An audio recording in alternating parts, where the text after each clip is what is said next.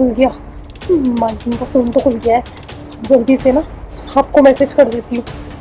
मालकिन को बड़ा शौक है ना साहब को धोखा देने का। अभी बताती हूँ, जल्दी घर आ जाओ, मेरी तबीयत बहुत खराब हो गई है। ये चला गया मैसेज।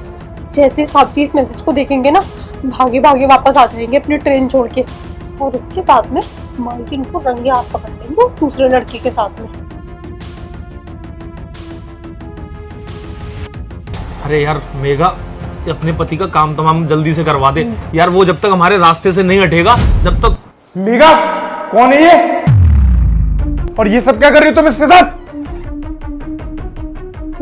प्रिंस, तुम तो वो ट्रेन पकड़ के फिरोजाबाद जा रहे थे ना, इतनी जल्दी कैसे आ गए तुम? हाँ बेटा, मैं फिरोजाबाद जा रहा था, पर जब तेरी सच्चाई मुझे मालूम पड़ी ना, तो मैं खुद ही वापस आ गया। कैसे सच्चाई?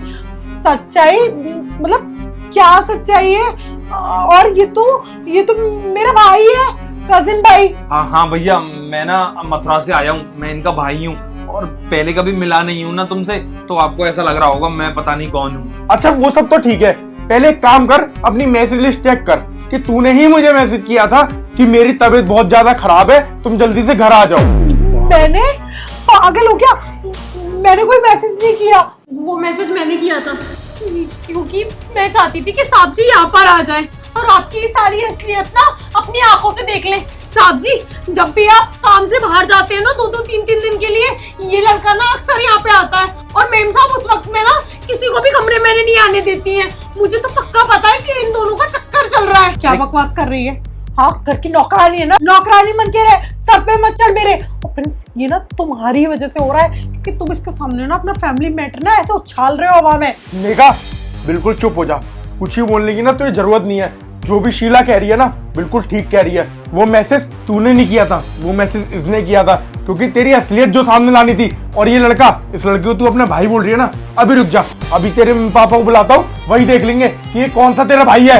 अरे भैया, मम्मी पापा को मत बुलाओ, मैं ना सब बताता हूँ।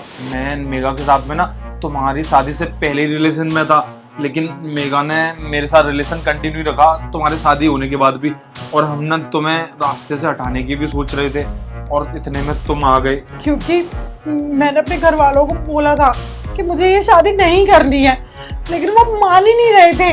उनको बस मेरे और प्रेम के बारे में पता चल गई थी, तो उन लोगों को ना यही सही लगा कि जल्दी से ना इसकी शादी कर देते और ये प्रेम से दूर हो जाएगी। लेकिन प्रेम के पास कोई और जॉब नहीं थी, तो मुझे तुमसे बेटर ऑप्शन कोई दिखा नहीं कि तुम पैसे कमा कमा के मुझे देते रहोगे और वो पैसे में प्रेम को देती रहूंगी, और साइड बाय साइड हमारा अफेयर भी चलता रहेगा। अरे शर्म आनी चाहिए तुम दोनों को। तुम दोनों ने अपने चक्कर में मेरी फैमिली की रेपुटेशन गिरवाई।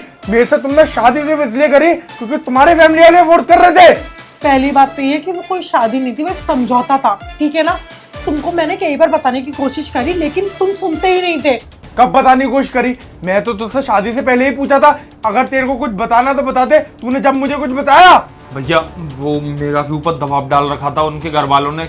अगर तूने कुछ भी प्रेम के बारे में बताया तो हम ना आत्महत्या कर लेंगे, तो वो डरी हुई थी भैया, इस वजह से उन्होंने कुछ नहीं बताया।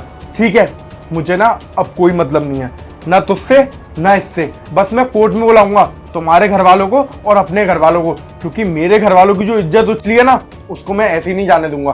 तुमने मेरे साथ गलत किया ना, अब देखो तुम्हारे साथ क्या करता हूँ मैं। प्लीज देखो, ऐसा मत करो। अगर मेरे घर तक बात जाएगी तो मेरी वजह से प्रेम का जीना मरना आराम हो जाएगा। और तुम मेरे भाई को तो जानते हो ना कि वो कितना खतरनाक है।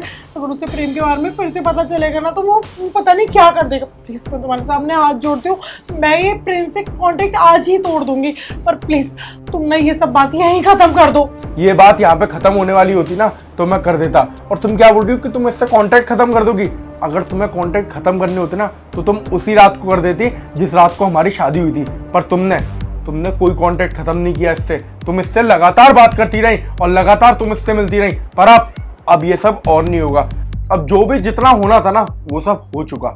अब तू देख, डिवोर्स पेपर कल तक तेरे घर पे भिजवाऊंगा और तेरे घर वालों को कोर्ट में खिंचवाता हूँ, और वही बात होंगी अब जितनी बात होनी है। अब ना एक काम करो, तू मेरे घर से बाहर निकल और तू अपना बोरिया बिस्तर बांध, तू भी निकल। अब तुझे इसके साथ रहना है चाहे किसी और के साथ रहना है, मुझे तेरे से अब कोई मतलब नहीं है। और मेरे घर की तरफ ना अब आंख उठा के दिख मत जाइयो। निकलो यहाँ से, अरे निकलो यहाँ से।